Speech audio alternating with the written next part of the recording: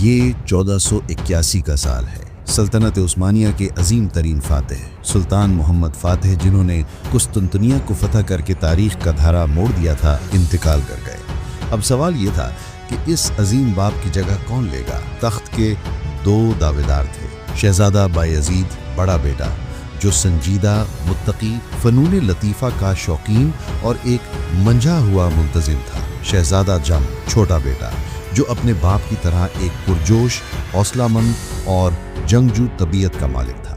बहुत से लोग उसे अपने बाप का हकीकी जानशीन समझते थे। यही वो पस मंज़र था जिसने सल्तनत उस्मानिया की तारीख की सबसे अलमनाक भाइयों की जंग को जन्म दिया। बाप की मौत की खबर मिलते ही दोनों भाइयों में तख्त तक पहुंचने की दौड़ शुरू हो गई। बायजीद, जो इस्तांबुल के करीब था, पहले दारुल हुकूमत पहुंचा और येनिचेरी फौज की हिमायत से सुल्तान बन गया। लेकिन जम ने इस फैसले को तस्लीम करने से इनकार कर दिया। उसने अनातोलिया में खुद को सुल्तान करार दे दिया और सल्तनत को तकसीम करने की तजवीज़ पेश की। बायजीद जानता था कि बटी हुई सल्तनत कमज़ोर हो जाएगी। उसने अपने भाई की तजवीज़ ठुकरा दी और दोनों भाइयों के दरमियान खाना जंगी छिड़ गई। फैसला कुन जंग में बायजीद की तजर्बाकार फौज ने जम को शिकस्त दे दी। जम को अपनी जान बचाकर भागना पड़ा। यहाँ से शहजादा जम की जिंदगी का वो अलमनाक बाब शुरू होता है जिसने बायजीद की आधी से ज्यादा हुकूमत को मुतासर किए रखा। जम ने पहले मिस्र की ममलूक सल्तनत में पनाह ली, लेकिन वहां से मदद ना मिलने पर उसने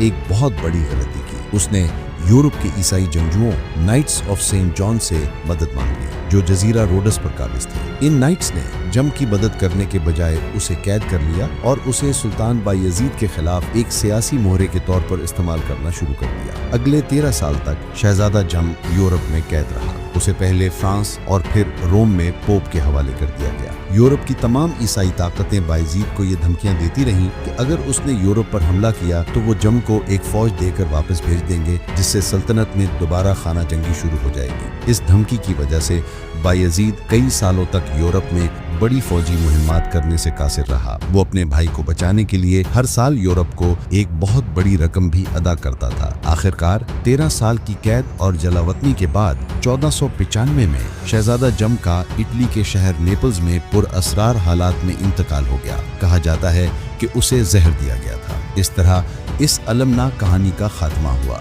लेकिन इसने बायजीद के दौर पर एक गहरा दाग छोड़ दिया। भाई के मसले से आज़ाद होने के बाद बायजीद की हुकूमत का असल किरदार सामने आया। वो जंगजू नहीं, बल्कि एक अमन पसंद और राया परवर हुक्मरान था। वो बायजीद वली यानी नेक बायजीद के नाम से मशहूर हुआ। उसकी रहमदिली का सबसे बड़ा सबूत 1492 में सामने आया, जब स्पेन में ईसाई हुकूमत ने गरनाता यानी ग्रेनाडा की आखिरी मुस्लिम रियासत को ख़त्म कर दिया और वहाँ के मुसलमानों और यहूदियों को मुल्क छोड़ने या मजहब तब्दील करने का हुक्म दिया। तारीख की इस बदनाम ज़माना स्पेनिश एहतसाब यानी स्पेनिश इंक्विजिशन में हज़ारों लोगों को जिंदा जला दिया गया। जब ये खबर सुल्तान बायजीद तक पहुंची तो उसने तारीख का एक सुनहरी कारनामा अंजाम दिया। उसने अपने सबसे बेहतरीन अमीरुल बहर यानी एडमिरल कमाल रईस की क़यादत में उस्मानी बहरी बेड़ा स्पेन रवाना किया। उस्मानी जहाज़ों ने हज़ारों बेघर मुसलमानों और यहूदियों को स्पेन से निकाला और उन्हें सल्तनत उस्मानिया के मुख्तलिफ शहरों, खास तौर पर इस्तांबुल, इज़मीर और सालोनिका में पनाह दी। बायजीद ने स्पेन के बादशाह फर्डिनेंड के बारे में कहा, तुम लोग उसे एक अक्लमंद बादशाह कहते हो,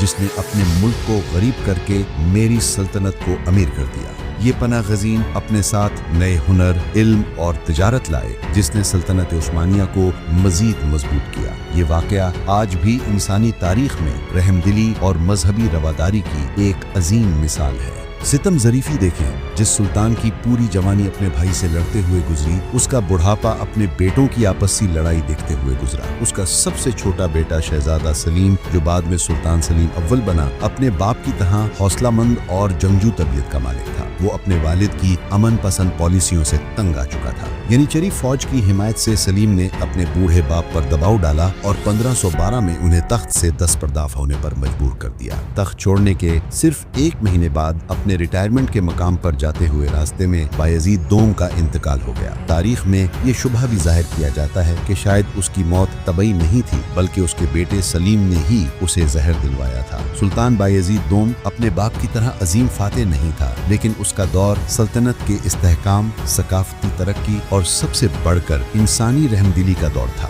اس نے ثابت کیا کہ ایک بادشاہ کی عظمت صرف ملک فتح کرنے میں نہیں بلکہ مشکل وقت میں انسانیت کی خدمت کرنے میں بھی ہوتی ہے۔